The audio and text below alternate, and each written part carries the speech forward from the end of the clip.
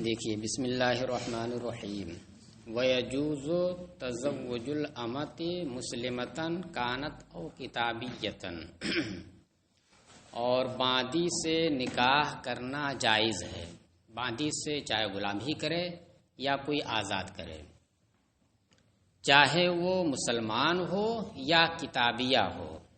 اوپر انہوں نے وعدہ کیا تھا، بات آئی تھی جب کتابیہ سے نکاح کرنے کی تو کہا تھا کہ ہم احناف کے نزدیک کتابیہ آزاد اور کتابیہ باندی میں کوئی فرق نہیں ہے۔ امام شافعی کہتے ہیں کہ نہیں، کتابیہ باندی سے نہیں کر سکتے ہیں، کتابیہ آزاد سے کر سکتے ہیں۔ تو کہا تھا کہ ہم جو ہے وجہ یہاں پر آگے بیان کریں گے، تو وہی یہاں سے شروع ہے۔ کریں چاہے وہ کتابی مسلمان ہو باندی یا کتابیہ ہو، نکاح کرنا اس سے جائز ہے۔ وقال الشافعی لا يجوز للحر ان يتزوج بأمة کتابیۃ، اور امام شافعی نے فرمایا کہ آزاد شخص کے لیے یہ جائز نہیں کہ وہ کتابیہ باندی سے نکاح کرے۔ اس میں جو للحر لگا ہے یہ زائد معلوم ہوتا ہے، اس لیے زائد معلوم ہوتا ہے کیونکہ اگر امام شافعی کے نزدیک غلام کے لیے یہ جائز ہوتا کہ وہ کتابیہ باندی سے نکاح کر سکے، غلام کے لیے جائز ہوتا، تب تو اس کا فائدہ سمجھ میں آتا۔ لیکن ان کے نزدیک غلام کے لیے بھی جائز نہیں ہے کہ وہ کتابیہ باندی سے نکاح کرے۔ مسلمہ باندی سے کر سکتا ہے، کتابیہ باندی سے غلام بھی نہیں کر سکتا ہے۔ تو اس لیے حرے کا للحرے کا یہاں پر کوئی مطلب نہیں ہے، لہذا ہونا کیا چاہیے تھا؟ للمسلم۔ للحرے کے بجائے کیا ہونا چاہیے تھا؟ للمسلم۔ جائز نہیں، کیا کہتے ہیں کہ وہ کتابیہ باندی سے نکاح کرے۔ وجہ کیا بتا رہے ہیں؟ کرے لأن جواز نکاح الاماء ضروری عندہ، کرے اس لیے کہ باندیوں سے نکاح کا جائز ہونا یہ ضرورتاً ہے۔ جیسے تیمم کے بارے میں کہا تھا نہیں کہ تیمم کی اباحت یہ کیا ہے؟ ضرورتاً ہے۔ لہذا ایک نماز کے لیے ایک تیمم کام کرے گا، دوسری نماز کے لیے دوسری ضرورت ہو گئی، اب پھر سے آپ کو تیمم کرنا پڑے گا۔ یہ پڑھا نا پیچھے کریں کہ باندیوں سے نکاح کرنا، مطلق باندیوں سے، کتابیہ ایک مسلمہ یہ الگ ہے، باندیوں سے نکاح کا جائز ہونا یہ ازراہ ضرورت ہے۔ ضرورت کیا ہے؟ ضرورت یہ ہے کہ اگر آزاد سے آپ نکاح کرتے ہیں تو آزاد کا مہر بلا شبہ زیادہ رہے گا، اور باندی سے کرتے ہیں تو اس کا مہر اس سے بہت کم بھی ہو سکتا ہے۔ تو اس لیے یہ ہے کہ جب آدمی قادر نہ ہو اس بات پر کہ وہ آزاد سے نکاح کر سکے، اس کا خرچہ اٹھا سکے، تو مجبوراً ضرورت پوری کرنے کے لیے وہ باندی سے نکاح کر سکتا ہے۔ یعنی اس کا مطلب کیا ہوا کہ عام حالات میں نہیں کر سکتا۔ امام شافعی کے نزدیک کرے کہ باندیوں سے نکاح کا جائز ہونا یہ ضرورتاً ہے، ضروری لازم نہیں، ترجمہ مت کیجئے گا، ضرورتاً ہے امام شافعی کے نزدیک۔ کیوں؟ لما فیہ من تعریض الجزء علی الرق، اس لیے کہ باندیوں سے نکاح کرنے میں خود اپنے جز کو، نطفے کو غلام بنانا ہے۔ دیکھیے اولاد کے اندر غلام اور آزاد کا مدار کیا ہے؟ ماں ہے۔ اس کی ماں جو ہے اگر آزاد ہے تو پیدا ہونے والا لڑکا بھی آزاد رہے گا، اور اگر باندی ہے تو لڑکا غلام رہے گا۔ تو اب اس میں کیا ہے کہ باندی سے اگر آپ آزاد ہو کر کے ہی سے باندی سے نکاح کر رہے ہیں تو گویا آپ کیا کر رہے ہیں کہ آزاد کو، جو آپ کا نطفہ آزاد پیدا ہو سکتا تھا، اس کو آپ نے کیا کر دیا؟ غلامی کے سانچے میں ڈال دیا اور غلام بنا دیا آپ نے اس کو۔ اور غلام ہونا یہ موت کے مترادف ہے، بہت سارے حقوق ان سے نہیں رہتے ہیں، تو غلام ہونا یہ ایک موت ہے۔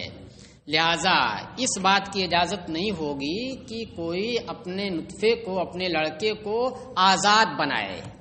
کیا کرے؟ آزاد بنائے۔ چلیے، لیکن یہاں پر تو ابھی موجود ہے نہیں وہ لڑکا، لڑکا تو موجود نہیں نہ ہے کہ پہلے سے آزاد موجود ہے اور اس نے اس کو غلام بنا دیا، نہیں نا، ایسا ہے؟ ہاں، یہ کہیے کہ جو آزاد بننے کے لائق ہے، وہ نطفہ جو صلب میں ہے آزاد بننے کے لائق ہے، کب؟ پیدا ہونے کے بعد۔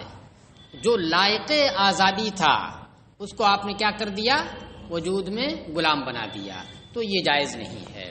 تو اس وجہ سے بہت ضرورت پڑے تب جا کر کے آپ باندی سے نکاح کر سکتے ہیں۔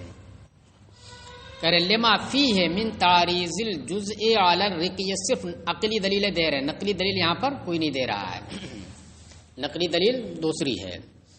تو اس وجہ سے کہ باندیوں سے نکاح کرنے میں اپنے جز کو، وہی نطفہ مراد ہے، رقیت کے اوپر پیش کرنا ہے، یعنی غلام بنانا ہے۔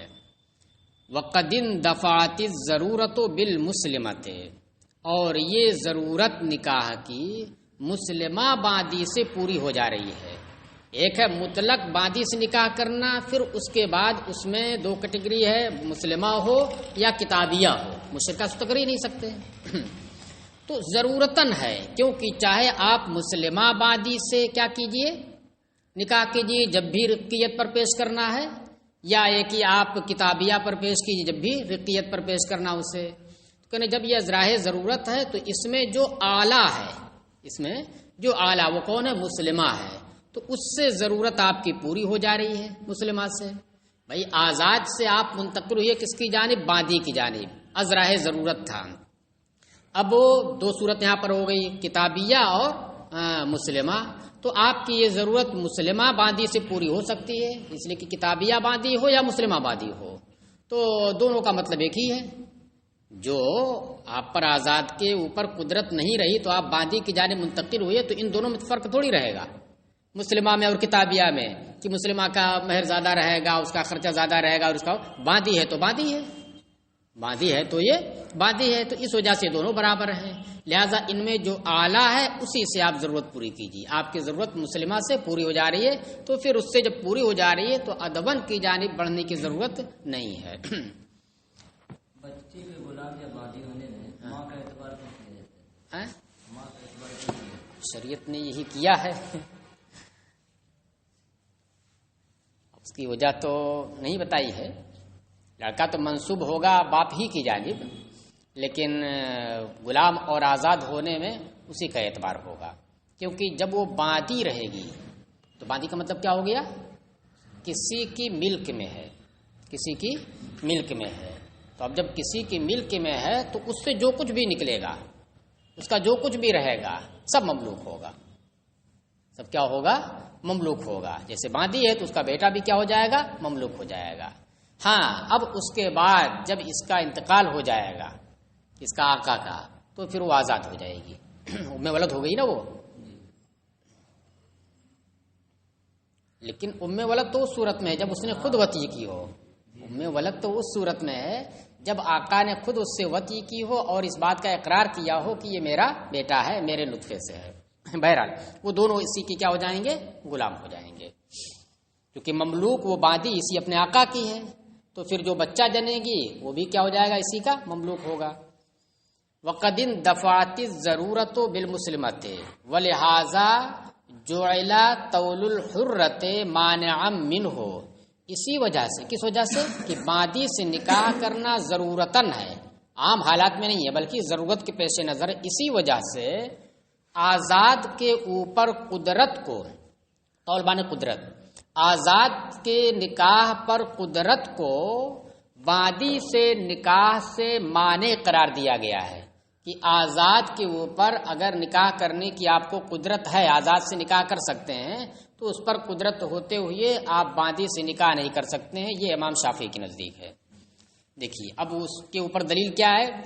دلیل وہی آیت کریمہ ہے، وَمَن لَّمْ يَسْتَطِعْ مِنكُمْ طَوْلًا أَن يَنكِحَ الْمُحْصَنَاتِ الْمُؤْمِنَاتِ فَمِمَّا مَلَكَتْ أَيْمَانُكُم مِّن فَتَيَاتِكُمُ الْمُؤْمِنَاتِ۔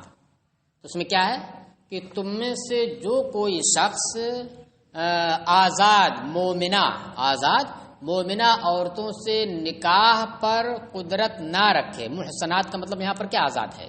محصنات المؤمنات، تو کیا کرے؟ تو اس کی باندیوں میں سے کی کوئی بادی ہو اس سے وہ نکاح کرے، اس کی نہیں، مطلب کسی کی بھی بادی، اپنی بادی سے تو نکاح کر نہیں سکتا۔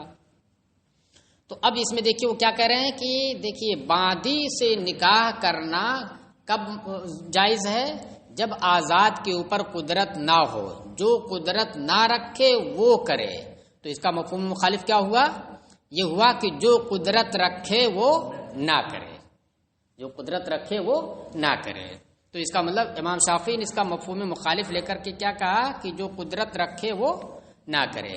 ہم یہ کہتے ہیں کہ بہتر یہ ہے کہ اگر قدرت رکھتا ہو تو نہ کرے، یہ نہیں کہتے کہ ناجائز ہے، بہتر یہ ہے کہ اگر قدرت رکھتا ہو آزاد سے نکاح کرنے کی تو بادی سے وہ نہ کرے، لیکن پھر بھی اگر کر لیتا ہے تو زیادہ سے زیادہ کراہت اس میں رہے گی، حرام نہیں ہوگا کہ نکاح ہی نہ ہو۔ تو اب چونکہ ان کے موقف کے مطابق وہی ہے کہ آزاد پر قدرت ہوتے ہوئے یہ بادی سے نکاح جائز نہیں ہے، تو اس سے بھی یہ ثابت کر رہے ہیں کہ دیکھیے نکاح کا جائز نہ ہونا آزاد پر قدرت ہوتے ہوئے وہ بھی اسی وجہ سے، کس وجہ سے کہ یہ ازراہ ضرورت ہے، اور جو چیز ازراہ ضرورت ثابت ہوتی ہے وہ ضرورت کی مقدار ہی ہوتی ہے، اور ضرورت کی مقدار یہاں پر پوری ہو جا رہی ہے کس سے؟ مسلمہ بادی سے، تو کتابیہ بادی سے کوئی ضرورت نہیں۔ وعندنا الجواز مطلق لإطلاق المقتضی، اور ہمارے نزدیک بادیوں سے نکاح کا جواز یہ مطلق ہے، یعنی یہ مقید نہیں ہے بلکہ یہ کیا ہے؟ مطلق ہے، ضرورت کے مطابق نہیں، عام حالات میں ہے۔ لإطلاق المقتضی، مقتضی نکاح کے مطلق ہونے کی وجہ سے کہ جو مقتضی نکاح ہے، نکاح جو کہہ رہا کہ نکاح کرو وہ مطلق ہے، وہ کیا؟ فَانْكِحُوا مَا طَابَ لَكُم مِّنَ النِّسَاءِ مَثْنَىٰ وَثُلَاثَ وَرُبَاعَ، یہ ہے مطلق ہے اس میں۔ پھر اس کے بعد محرمات کا ذکر کرنے کے بعد کیا فرمایا؟ وَأُحِلَّ لَكُم مَّا وَرَاءَ ذَٰلِكُمْ أَن تَبْتَغُوا بِأَمْوَالِكُمْ، تو یہ بھی کیا ہے؟ مطلق ہے، کسی کی تخصیص نہیں ہے کہ آزاد عورتوں میں سے جو تمہیں پسند آئے اس سے نکاح کرو، یا وَأُحِلَّ لَكُم مَّا وَرَاءَ ذَٰلِكُمْ مِنَ النِّسَاءِ الْحَرَائِرِ، سب نہیں آیا کہ آزاد میں سے ان کے علاوہ تمہارے لیے حلال کی گئی ہیں۔ تو یہ دونوں کیا ہیں؟ جو مقتضی نکاح ہیں یہ مطلق ہیں، لہذا اس اطلاق کی وجہ سے بادیوں سے بھی نکاح کا جواز یہ مطلق ہوگا، ازراہ ضرورت نہیں ہوگا۔ ہاں اب چونکہ قرآن میں شرط کے ساتھ آیا ہے کہ جو تم میں سے قادر نہ ہو، اب دونوں چیزوں کے مقابلہ ہو گیا، ایک جانب کیا ہے؟ نصوص مطلقہ ہے جو مطلق نکاح کے جواز کو کہتی ہیں، اور دوسری جانب کیا ہے؟ شرط لگی ہوئی ہے، صفت بھی لگی ہوئی ہے۔ شرط کیا لگی ہے کہ آزاد پر قدرت اگر نہیں ہے تو بادی سے کیجیے، اور دوسرے اس میں صفت بھی لگی ہے، کون سی بادی کس سے کیجیے؟ مومنات سے کیجیے، من فتیاتکم المؤمنات۔ تو اس لیے اب ہم یہ کہیں گے کہ اس اطلاق کے سامنے جو شرط ہے یا جو صفت ہے اس کو رکھ کر کے ہم زیادہ سے زیادہ یہ کہیں گے کہ یہ بیان افضل پر محمول ہوگا، یعنی اگر اس کے خلاف کرتا ہے کوئی تو نکاح تو جائز ہو جائے گا اس اطلاق کی وجہ سے، لیکن کراہت رہے گی، حرام نہیں ہوگا، مکروہ ہوگا۔ اب انہوں نے جو دلیل دی ہے نقلی عقلی اس کو بھی دیکھیے، کہہ رہے وفیہ امتناع ان تحصیل الجزء الحر لا ارقاقہ، اور بادی سے نکاح کرنے میں فی ہے ضمیر مرجع فی نکاح الاماء، بادی سے نکاح کرنے میں آپ نے کیا دکھایا تھا کہ غلام بنانا ہے اپنے جز کو۔ ہم کہتے ہیں غلام بنانا نہیں ہے، غلام بنانا تو اس وقت ہوتا جب کہ لڑکا موجود ہوتا آزاد کی شکل میں اور ہم نکاح کر کے اس کو غلام بنا دیتے، ایسا ہے نہیں، بلکہ یہاں پر کیا ہے کہ اگر وہ چاہے گا تو لڑکا ہوگا اور نہیں چاہے گا تو نہیں ہوگا۔ بھئی چاہے گا تو نکاح کرے گا، وطی کرے گا تو ہوگا، نہیں چاہے گا تو ایسے سے نکاح کر لے جو بچہ جننے والی ہی نہ ہو، جیسے عائشہ ہو، سن آئس کو پہنچ چکی ہو یا بعد جو اس سے نکاح کرے تو بچہ ہی نہیں ہوگا۔ کر وفی امتناع، اس وجہ سے ہم یہاں پر یہ نہیں کہیں گے کہ باندی سے نکاح کرنے میں اپنے جزو آزاد کو غلامی پر پیش کرنا، یہ نہیں کہیں گے، بلکہ ہم یہ کہیں گے کہ جزو آزاد کو حاصل کرنے سے باز رہنا ہے، جزو آزاد کو حاصل کرنے سے باز رہنا ہے۔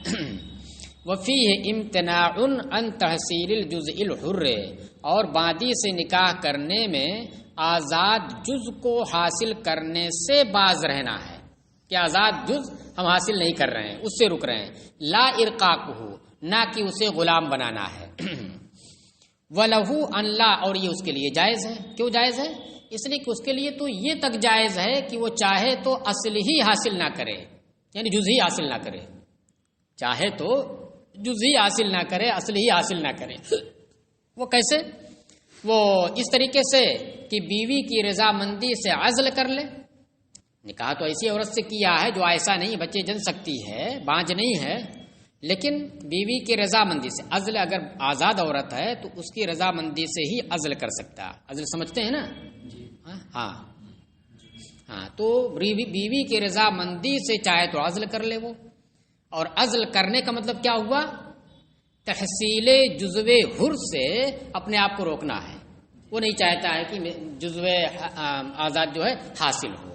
تو جب مطلقاً اصل ہی کے حاصل کرنے سے باز رہنا اس کے لیے جائز ہے، تو اگر صفت کے حاصل کرنے سے باز رہے تو اس کا بھی اسے اختیار ہے. بھائی بادی سے نکاح کرنے میں کیا ہوگا کہ اصل تو آ جا رہا ہے، یعنی جز آ جا رہا ہے، لیکن وہ صفت نہیں آ رہی. کون سی صفت؟ صفت حر. اس لیے کہ بادی سے نکاح کرے گا تو جو لڑکا پیدا ہوگا وہ بھی غلام ہوگا. تو جب اصل ہی حاصل کرنے سے رک جانا اس کے لیے جائز ہے، تو اگر اصل حاصل ہو اور صفت حاصل صرف نہ ہو بدرجہ اولا اس کے لیے جائز ہوگا. پھر وَلَهُ أَنْ لَا يُحَصِّلَ الْأَصْلَ، اور اس کے لیے یہ جائز ہے کہ وہ اصل ہی حاصل نہ کرے، یعنی لڑکا ہی کی خواہش نہ رکھے کہ لڑکی ہی کی پیدے کا سبب نہ بنے پیدا ہونے کا. فَيَكُونُ لَهُ أَنْ لَا يُحَصِّلَ الْوَصْفَ، تو اس کے لیے یہ بھی جائز ہوگا کہ وہ وصف حاصل نہ کرے، اصل آ جائے. وصف کا مطلب وصف حر، آزادی. وَلَا يَتَزَوَّجُ أَمَةً عَلَى حُرَّةٍ، اور باندی سے آزاد کے ہوتے ہوئے نکاح نہیں کرے گا. ایک آزاد عورت نکاح میں ہے، اس کے ہوتے ہوئے کسی باندی سے نکاح نہیں کر سکتے ہیں. لقول علیہ السلام، حضور علیہ السلام کے اس فرمان کی وجہ سے لا تنکح الامۃ علی الحرۃ، کہ حضور نے فرمایا کہ باندی سے نکاح نہیں کیا جائے گا حرہ پر. حرہ پر کا مطلب کیا؟ نہیں، حرہ کے نکاح میں ہوتے ہوئے. تو اب دیکھیے وہ ہوا بے اطلاق، یہ مطلق ہے. کس کے لیے جائز نہیں ہے؟ تو مطلق ہے، یعنی آزاد کے لیے بھی جائز نہیں ہے اور غلام کے لیے بھی جائز نہیں ہے. یہ مطلق ہے نا. یہ نہیں کہا کہ لا تنکح الامۃ علی الحرۃ للحر، ایسا کچھ نہیں کہا کہ اس قید کی وجہ سے کیا ہو جائے کہ اگر کوئی غلام نکاح کرے کسی آزاد سے پھر اس کے ہوتے ہوئے باندی سے کر سکتا ہے، ایسا کچھ نہیں. مطلق ہے یہ. لہذا جس طریقے سے آزاد یہ کام نہیں کر سکتا ہے اسی طریقے سے غلام بھی یہ کام نہیں کر سکتا ہے. وَهُوَ بِإِطْلَاقِهِ حُجَّةٌ، اور یہ اپنے اطلاق کے ساتھ حجت ہے امام شافعی کے خلاف. کس معاملے میں؟ فی تجویز ذالک للعبد، غلام کے لیے اس نکاح کے جائز کرنے میں. وہ امام شافعی یہ کہتے ہیں کہ اگر غلام کوئی ہے اور اس نے پہلے ایک آزاد سے نکاح کر لیا، غلام کا نکاح آزاد سے ہو سکتا ہے نا. کوئی غلام ہے، اس نے ایک آزاد عورت سے نکاح کر لیا ہے، اب اس آزاد کے نکاح میں ہوتے ہوئے وہ غلام کسی باندی سے بھی نکاح کر سکتا ہے. یہ امام شافعی کہتے ہیں.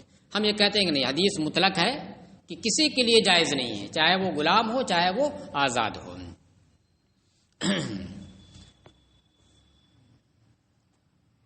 ہاں، اور یہ اپنے اطلاق کے ساتھ امام شافعی کے خلاف حجت ہے اس نکاح کو غلام کے لیے جائز قرار دینے میں. اصل میں وہ یہ کہتے ہیں کہ بھائی غلام کے لیے جائز ہے اس لیے کہ غلام پورے کا پورا کیا مملوک ہے، اس کا جز بھی مملوک ہے. تو اس لیے یہاں پر یہ صورت نہیں پیدا ہوتی ہے. غلام اگر ہے تو غلام پورے کا پورا مملوک ہے.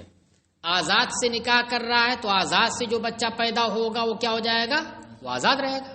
اور باندی سے کرے گا تو وہ غلام بنے گا. وہ تو اس کا جو جز ہے وہ خود غلام ہے. آزاد سے کرنے سے ایک فائدہ ہو جاتا ہے کہ آزاد لڑکا پیدا ہوتا ہے، اور اگر باندی سے کرتا ہے تو غلام ہی رہ جاتا ہے. آزاد کو غلام بنانا اس میں نہیں پایا جاتا ہے. غلام ہے وہ پورے کا پورا تمام اجزاء کے ساتھ وہ مملوک ہے. تو جب تمام اجزاء کے ساتھ مملوک ہے، اب اگر وہ کسی بادی سے نکاح کر رہا ہے تو جو بچہ پیدا ہوگا وہ غلام ہوگا. کیا فرق پڑتا ہے؟ یہ تو پورے کا پورا غلام ہے. تو یہاں پر یہ نہیں ثابت ہو رہا ہے کہ جزو حر کو یہ غلامی پر پیش کر رہا ہے، بلکہ یہ کہہ لیجئے کہ رقیق ہی کو رقیق بنا رہا ہے. تو اس لیے امام شافعی یہ کہتے ہیں، یعنی گویا یہ کیا ہے، قیاس کے مطابق ایسا کہتے ہیں. والا مالکن فی تجویزہ برضا الحرۃ، اور امام مالک کے خلاف بھی یہ حجت ہے کس معاملے میں؟ اس نکاح کو آزاد کی رضامندی سے جائز قرار دینے میں. امام مالک یہ کہتے ہیں کہ اگر آزاد عورت جو پہلے سے نکاح میں ہے وہ اپنی رضامندی ظاہر کر دے، کہہ دے کہ ٹھیک ہے تم بادی سے نکاح کر سکتے ہو، میری طرف سے اجازت ہے، تو امام مالک کہتے ہیں کہ وہ نکاح کر سکتا ہے. ہم یہ کہتے ہیں اصل امام مالک نے یہ دیکھا کہ یہ اسی آزاد کے حق کی وجہ سے ناجائز ہو رہا ہے، آزاد کے حق کی وجہ سے یہ ناجائز ہو رہا ہے. اب اگر وہ خود ہی کہہ دے رہی ہے کہ ٹھیک ہے میری طرف سے اجازت کر سکتے ہو تو اس کو اجازت ہوگی. ہم یہ کہتے ہیں کہ اس میں دیکھیے بالکل مطلق آیا ہے کہ آزاد کے نکاح میں رہتے ہوئے بادی سے نہیں کیا جا سکتا ہے. تو چلیے، تو اس پر ہماری دلیل پہلے نقلی یہی ہوئی، حدیث پاک اپنی اطلاق کے ساتھ نہیں کر سکتا، اور دوسری عقلی دلیل بھی. عقلی دلیل دیکھیے یہ ہے، اس کو آپ غور سے سنیے. عقلی دلیل یہ ہے کہ آزاد کو پورا حق ملتا ہے، اور اس کے مقابل میں کوئی غلام اگر ہے تو اس کے مقابل میں اس کو نصف حق ملتا ہے. نعمت جو ہے اسے نصف ملتی ہے.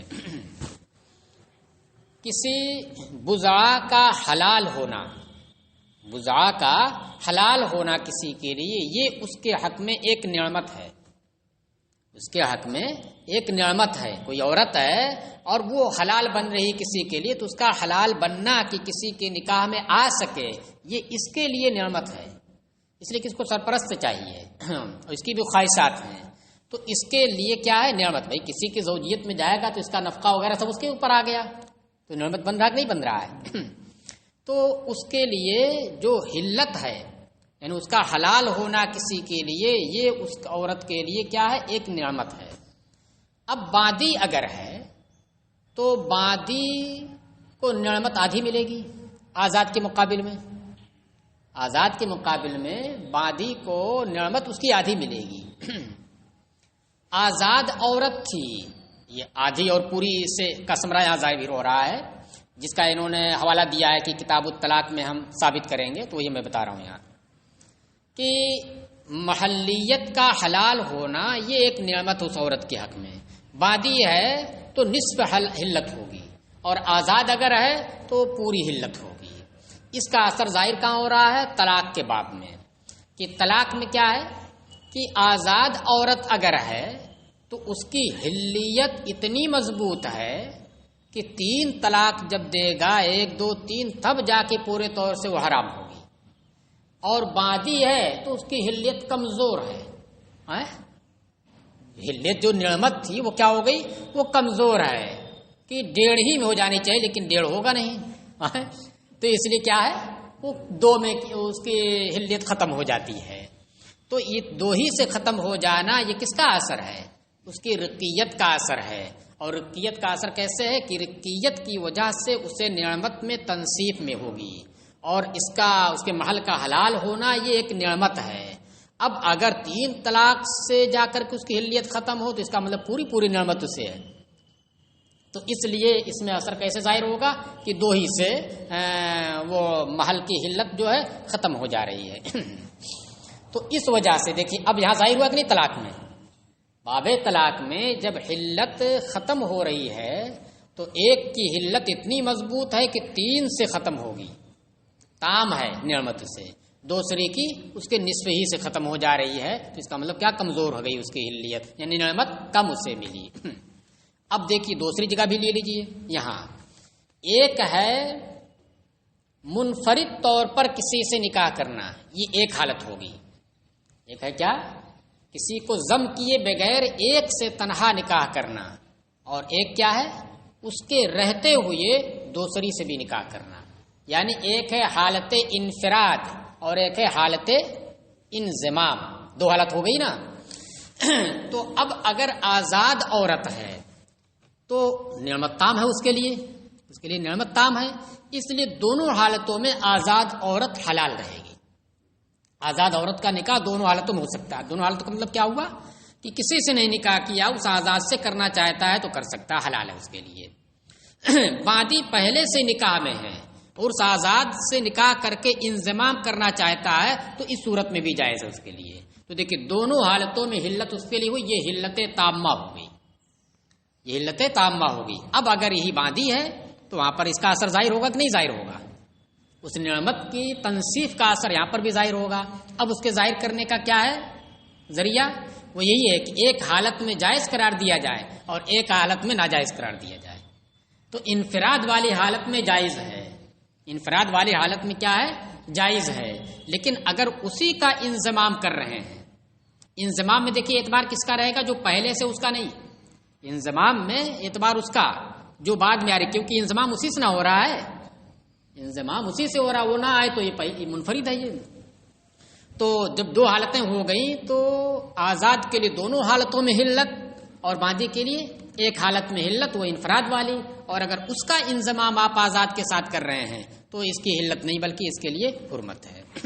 تو اسی کو کہہ رہے ہیں وَلِأَنَّ لِلرِّقِّ أَثَرًا فِي تَنصِيفِ النِّعْمَةِ عَلَى مَا نُقَرِّرُهُ فِي الطَّلَاقِ إِنْ شَاءَ اللَّهُ، اور اس لیے بھی آزاد کے ہوتے ہوئے باندی سے نکاح جائز نہیں، کیونکہ غلامی کا اثر ہوا کرتا ہے نعمت کی تنصیف میں، کہ یہ غلام اگر ہے تو نعمت اسے آدھی ملے گی، علی ما نقررہ، اس بنیاد پر جسے ہم ثابت کریں گے طلاق کے باب میں انشاءاللہ۔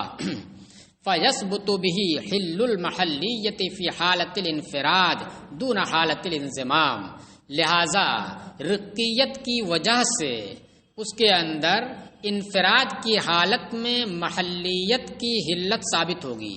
وہ جو محل نکاح ہے اس کی حلت انفراد والی حالت میں ثابت ہوگی، دون حالت الانضمام، نہ کہ انضمام والی حالت میں۔ ہم نے آپ سے کیا کہا کہ اعتبار انضمام میں کس کا ہے؟ جس کو بعد میں آپ لا رہے ہیں، یہ اس لیے ہم نے کہا، ورنہ آپ اعتراض کر سکتے ہیں کہ بھئی آزاد عورت اگر ہے، ایک آپ نے دکھایا کہ انفراد کی حالت اور ایک انضمام کی حالت، تو آزاد عورت پہلے سے ہے تو آپ کہتے کیا ہیں کہ باندی سے نکاح نہیں کر سکتے کیونکہ یہ حالت انضمام ہو رہی ہے، یہ حالت انضمام ہو رہی ہے، اور انفراد صرف اس کے لیے جائز ہے، انضمام جائز نہیں ہے۔ ٹھیک ہے، تو اس پر اعتراض ہوگا کہ انضمام کی وجہ سے جائز نہیں ہو رہی ہے تو اس کا الٹا بھی جائز نہیں ہونا چاہیے، اس کا الٹا بھی جائز نہیں ہونا چاہیے۔ الٹا کیا ہے کہ باندی پہلے سے نکاح میں ہو اور اس کے ہوتے ہوئی آزاد سے نکاح کریں جب بھی انضمام ہو رہا ہے۔ آپ اگر ہم نے یہ نہ کہا ہوتا تو آپ فوراً کہہ سکتے تھے نا، تو اس لیے ہم نے یہ بتایا کہ اعتبار کس کا ہے؟ منظم کا ہے، منظم بھی کرنے، جو پہلے سے موجود اس کا نہیں ہے، جو پہلے سے موجود ہے اس کا نہیں ہے۔ چلیے، وَيَجُوزُ تَزَوُّجُ الْحُرَّةِ عَلَيْهَا، دیکھیے اب یہ والی صورت جائز ہے، اور باندی کے ہوتے ہوئے آزاد سے نکاح کرنا جائز ہے، لقوله علیہ السلام تنکح الحرۃ علی الامۃ، یہ حدیث بھی اسی حدیث کا ٹکڑا ہے، اور آزاد سے نکاح کیا جائے باندی کے ہوتے ہوئے، جو صاف صراحت ہے اس میں۔ وَلِأَنَّهَا مِنَ الْمُحَلَّلَاتِ فِي جَمِيعِ الْحَالَاتِ، اور اس لیے بھی باندی کے ہوتے ہوئے آزاد سے نکاح کر سکتے ہیں کیونکہ یہ تمام حالات میں محللات میں سے ہے، یعنی یہ ان محللات میں سے ہیں جو تمام حالات میں محلل ہیں، تمام حالات میں حلال ہیں۔ تمام حالت کا مطلب کیا؟ انفراد والی بھی حالت اور انضمام والی بھی حالت۔ اذ لا منصف فی حقها، کیونکہ اس کے حق میں یعنی آزاد کے حق میں کوئی منصف نہیں ہے۔ باندی کے حق میں منصف کون تھا؟ رق، غلام ہونا، یہ تھا، اور اس کے حق میں کوئی تنصیف کرنے والا نہیں ہے، لہذا یہ تمام حالات میں حلال ہونے والی عورتوں میں سے ہے۔ فَإِن تَزَوَّجَ أَمَةً عَلَى حُرَّةٍ فِي عِدَّةٍ مِّن طَلَاقٍ بَائِنٍ لَمْ يَجُوزْ عِندَ أَبِي حَنِیفَةَ، پس اگر کسی باندی سے نکاح کیا کسی آزاد عورت کے ہوتے ہوئے طلاق بائن کی عدت میں، کوئی آزاد عورت تھی پہلے سے نکاح میں اور اس نے اسے طلاق بائن دے دی، رجعی نہیں، طلاق بائن دے دی، کہ اب طلاق بائن کا مطلب کیا ہوا؟ کب نکاح سے وہ نکل گئی دوبارہ حلت کے لیے نکاح کرنا پڑے گا۔ تو کہہ رہے ہیں کہ اگر کوئی عورت آزاد پہلے سے نکاح میں تھی، اس کو اس نے طلاق بائن دے رکھی تھی، مگر عدت میں تھی، ابھی من وجہ نکاح میں تھی، تو عدت میں ہوتے ہوئے اس آزاد عورت کے بادی سے نکاح نہیں کر سکتا ہے، یعنی یہ بھی وہی حکم، یہاں پر بھی وہی انضمام والی حالت ہو رہی ہے۔ عند ابی حنیفہ امام اعظم کے نزدیک، وَيَجُوزُ عِندَهُمَا، اور صاحبین کے نزدیک جائز ہے۔ وہ کہتے ہیں کہ اگر عدت طلاق بائن کی عدت میں ہے تو پھر نکاح کر سکتا ہے۔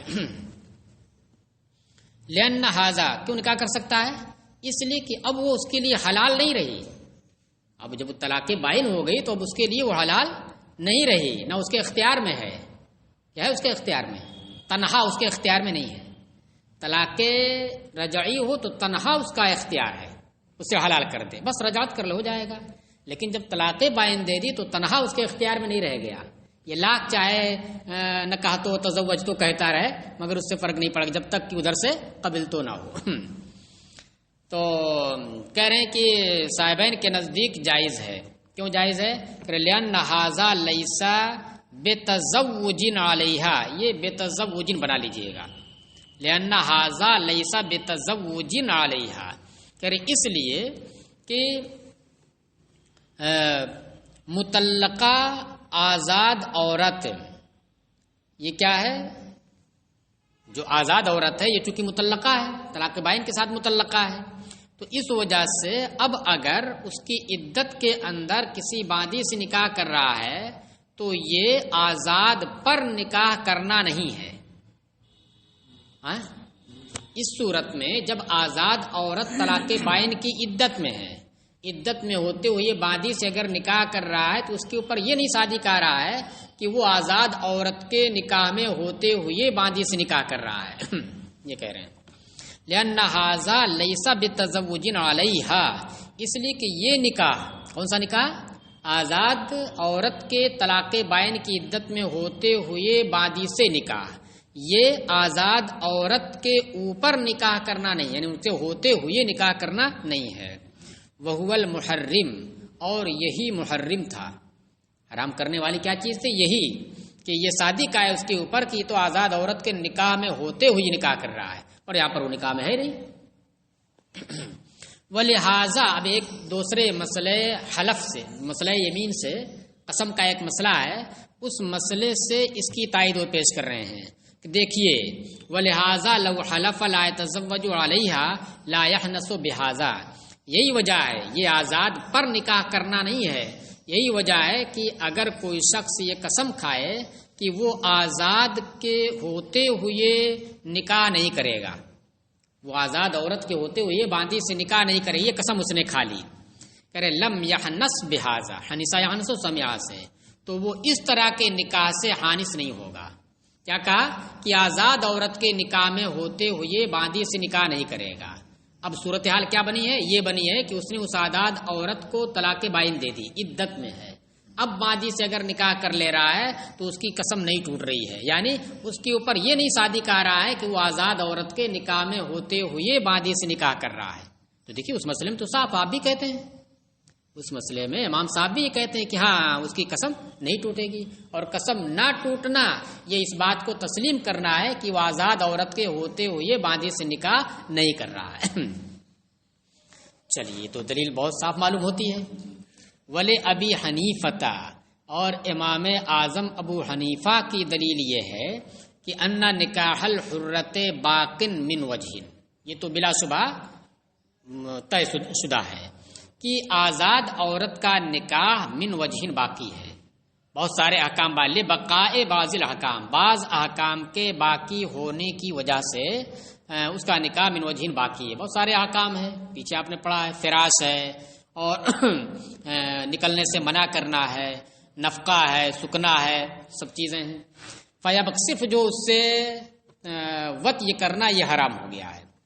کرے فیبقل منع احتیاطاً، اس لیے احتیاطاً منع بھی باقی رہے گا، اس لیے احتیاطاً اس سے نکاح کرنا، اس کے ہوتے ہوئے باندی سے نکاح کرنا بھی ممنوع احتیاطاً رہے گا۔ بخلاف الیمین، یہ احتیاط کے اوپر مبنی اس کا مطلب ہوا، بخلاف الیمین، برخلاف قسم والے مسئلے کے، قسم والے مسئلے میں ایسا نہیں ہے۔ اس لیے اس مسئلے میں یہ ہے کہ آزاد عورت کے نکاح میں ہوتے ہوئے نہیں کر سکتے، تو پورے طور سے اگرچہ یہ نکاح میں نہیں ہے لیکن من وجہن نکاح میں ہے، تو من وجہن یہ بات صادق آتی ہے کہ نکاح میں اس کے ہوتے ہوئے آزاد سے نکاح کر باندی سے نکاح کر رہا ہے، جو ممنوع ہے۔ ہاں رہی بات قسم کی کہ وہاں پر کیوں نہیں اس کا اعتبار کیا گیا کہ بھائی من وجہن جب نکاح میں ہے تو اس کے اوپر صادق آ گیا کہ اس نے اپنی قسم کے خلاف کیا، لہذا اس کی قسم ٹوٹ جانی چاہیے۔ کہہ رہے نہیں، وہاں پر مدار جو ہے وہ عرف ہے، مطلب قسم کے اندر، قسم کے مسائل میں اعتبار کس کا ہوتا؟ عرف کا ہوتا ہے، کہ کوئی شخص کسی نے قسم کھائی تو جس چیز پر قسم کھائی تو اس میں عرف کیا لوگوں کا ہے، کیا مراد اس سے لیتے ہیں، تو یہاں پر کیا اس عرف کے اعتبار سے کہا جائے۔ اس طرح سے اگر کوئی قسم کھاتا ہے تو اس کی مراد کیا ہوتی ہے؟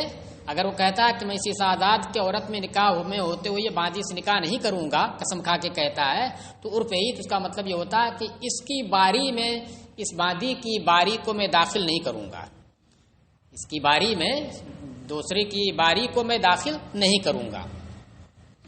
اور وہ چیز یہاں پر کیا ہے؟ داخل نہ کرنا یہ ثابت ہو رہا ہے۔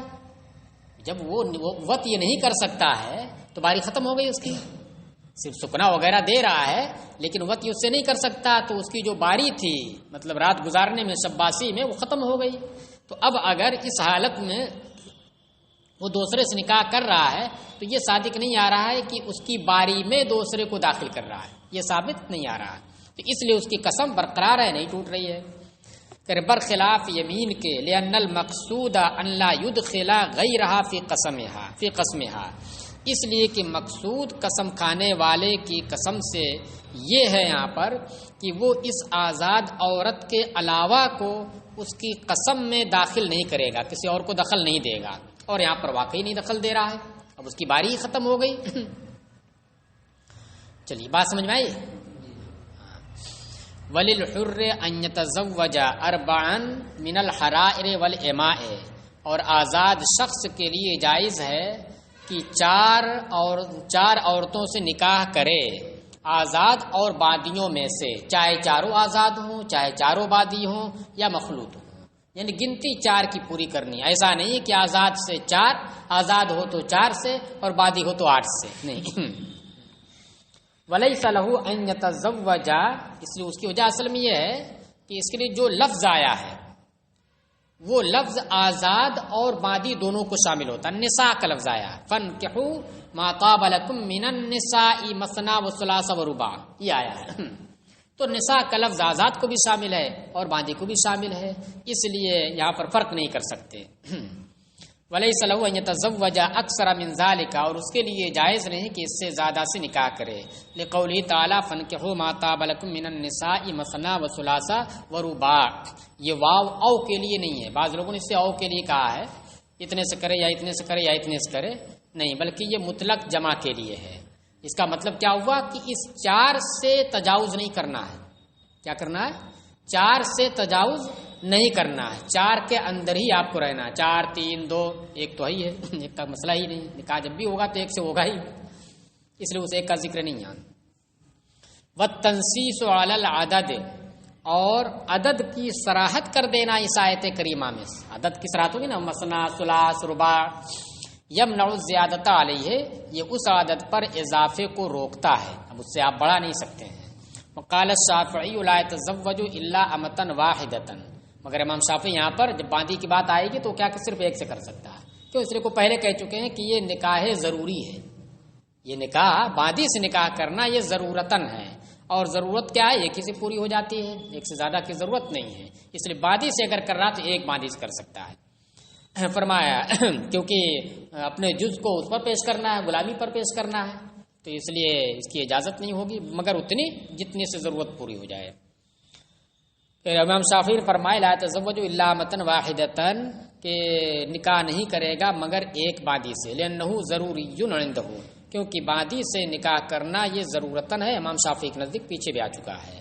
والحجۃ علیہ ما تلونا، اور دلیل ان کے خلاف وہی آیت کریمہ ہے جو ہم نے تلاوت کی بھی، فنکحوا ما طاب لکم من النساء آیا، عدد کا ذکر ہے اور نساء کا ذکر ہے، حرائر کا ذکر نہیں ہے کہ آپ جو ہے باندی کا حکم الگ نکالیے اس سے۔ کیوں؟ کیسے یہ آیت کریمہ دلیل بن رہی؟ اذل امۃ المنکوحۃ ینتظمها اسم النساء، اس لیے کہ منکوحہ باندی، وہ باندی جس سے آپ نکاح کریں، اس کو نساء کا لفظ شامل ہے۔ کون سا نساء کا لفظ؟ فنکحوا ما طاب لکم من النساء، جن میں سے آپ کو 4 4 2 2 3 3 کی اجازت دی جا رہی ہے، تو ان کے لیے کیا نساء کا لفظ آیا ہے، اور وہ نساء کا لفظ جو ہے منکوحہ باندی کو بھی شامل ہے۔ کما فی الزہار، جیسا کہ مسئلہ زہار میں یہ بڑا دقت طلب ہو جاتا ہے جب یہ کہہ دیتے کما فی فلاں، پیچھے گزر چکا ہوتا ہے تو کوئی مسئلہ نہیں ہے، آپ پڑھے آپ کو یاد رہتا ہے، مگر وہ بھی اگر بہت پیچھے گزر گیا تو بھول جاتا ہے، آگے رہتا ہو کہہ دیتے کما فی الزہار، زہار کا ذکر آگے آئے گا۔ چلیے، تو اس لیے پلٹ کر کے اس کو بھی دیکھنا پڑتا ہے۔ تو اب دیکھیے زہار کیا ہے؟ باندیوں سے زہار کرنا، یعنی اس کو آپ بار بار پڑھ چکے ہوں گے کہ اپنی محرمات ابدیہ میں سے کسی سے اپنی بیوی کو تشبیہ دینا، پورے کو دے دینا یا کسی ایسے جز سے دے دینا جس کی جانب نظر کرنا جائز نہیں ہے، جیسے پیٹھ سے تشبیہ دے دینا، خاص اس کے لیے زہار کا لفظ ہے جو زہر سے بنا پیٹھ سے۔ تو اس کے لیے جو آیت کریمہ آئی ہے تو اس آیت کریمہ میں بھی نساء کا لفظ آیا ہے۔ کیا ہے؟ الذین یظاہرون من نسائہم، یہی ہے؟ ارے سورہ مجادلہ کے اندر نساء کا لفظ آیا نا، وہ لوگ جو اپنی نساء سے کیا کرتے ہیں؟ زہار کرتے ہیں۔ تو اب دیکھیے اسی لفظ نساء کی وجہ سے زہار کا جو حکم آزاد عورت سے زہار کرنے کی وجہ سے ہے، وہی حکم باندی بیوی سے زہار کرنے کی صورت میں ہے۔ یہ نہیں ہے کہ اس کو خاص کر دیا گیا زہار کو کس کے لیے؟ آزاد اور منکوحہ کے لیے نہیں، آزاد کو بھی شامل ہے اور باندی کو بھی شامل ہے۔ تو اسی طریقے سے یہاں پر بھی